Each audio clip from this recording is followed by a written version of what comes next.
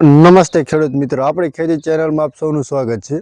આપણે આગલા 2-3 વિડીયોમાં જોયું કે જીવામૃત કેવી રીતના બનાવવું અને સિંચાઈ સાથે કેવી રીતના આપવું અને એનો કેવી રીતના ઉપયોગ કરવો। કે જીવામૃત કઈ જગ્યાએ આપી શકવી કે જ્યાં સિંચાઈની વ્યવસ્થા છે, કે જ્યાં પિયતની અને પાણીની વ્યવસ્થા હોય એ જગ્યા ઉપર આપણે આપી શકતા હોય છે।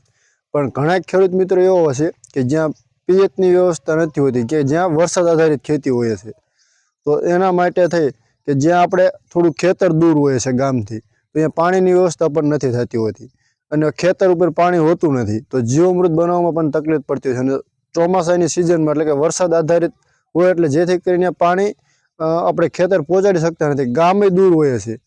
એક આપણને દેવામાં તકલીફ પડતી, તો આપણે એક માનસિકતા ઊભી થતી હોય કે આખા વર્ષનું આપણે ખાતર ખરીદી લેતા હોય તેનો આપણે ઉપયોગ કરતા હોઈશું, પણ તે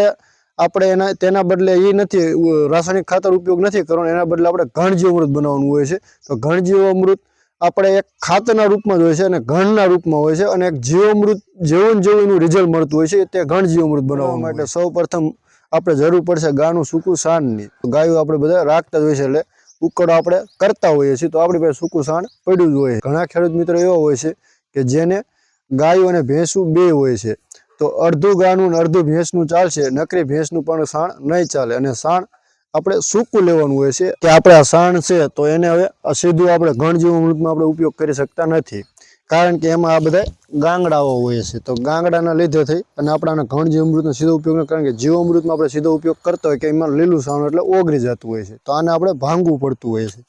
તો ભાંગવા માટે થઈ તમે ટ્રેક્ટરનું રોટોવીટર લઈ શકો છો, અથવા ટ્રેક્ટર ફેરવીને પણ ભાંગી શકો છો, પણ ઘણા ખેડૂત મિત્રો પાસે એવું હોય કે ટ્રેક્ટર નથી હોતું, તો તેના માટે થઈને આપણે એક પાવર વીડર મશીન આવે છે, એમાં રોટોવીટર આવે, એનાથી તમે ભાંગી શકતા હોય છે। પણ ઘણા ખેડૂત મિત્રો કે એની પાસેથી પાવર વીડર પણ નથી હોતું, તો એ હથોડીથી ભાંગી શકતા હોય છે, કે આપણી પાસે હથોડી તો હોય જ છે, અથવા તો શું હોય હથોડીથી ભાંગીને એને ભૂકો કરવાનો હોય છે। શું હોય કે આપણે આને ભાંગી નાખ્યું હોય તો તોય છતાં એમાં ગાંગડા રહેતા હોય છે, તો એના માટે થઈને આપણે એક આ ચારણો લીધેલો હોય છે કે જેને આપણે ચારવાનું હોય છે, આનેથી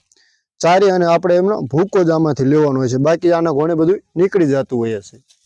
ગાંગડા બધા એમાં નીકળી જાય છે। ઘણા ખેડૂત મિત્રો એવા હોય છે કે એની પાસે શું હોય કે આવો ચારણો બનાવેલો ન હોય, તો આપણે અનાજ ચારવાનો ચારણો મોટો એ ચાલે, અથવા તો આપણે નાના આંક હોય એ પણ ચાલશે, એનાથી નહીં ચારી શકાય છે। આપણે ભૂકો ગમે આંખથી નીકળી શકે એટલે ચાલે। ચારવા નીચે આપણે નથી ચારવાનું, કારણ કે તેના માટે થઈને આપણે પ્લાસ્ટિક કાગળ લેવાનું હોય છે, તો પ્લાસ્ટિક કાગળ આપણે લેવાનો નથી હોતો, પણ આપણી પાસે હોય જ છે, એટલે એને આપણે શું કે કાગળ ઉપર ચારવાનું, કારણ કે નીચે ચારશું તો એના જીવાણુ બધા જમીનમાં ઉતરી જશે અને જમીન શોષી લેશે, તો એ ઘન જીવામૃત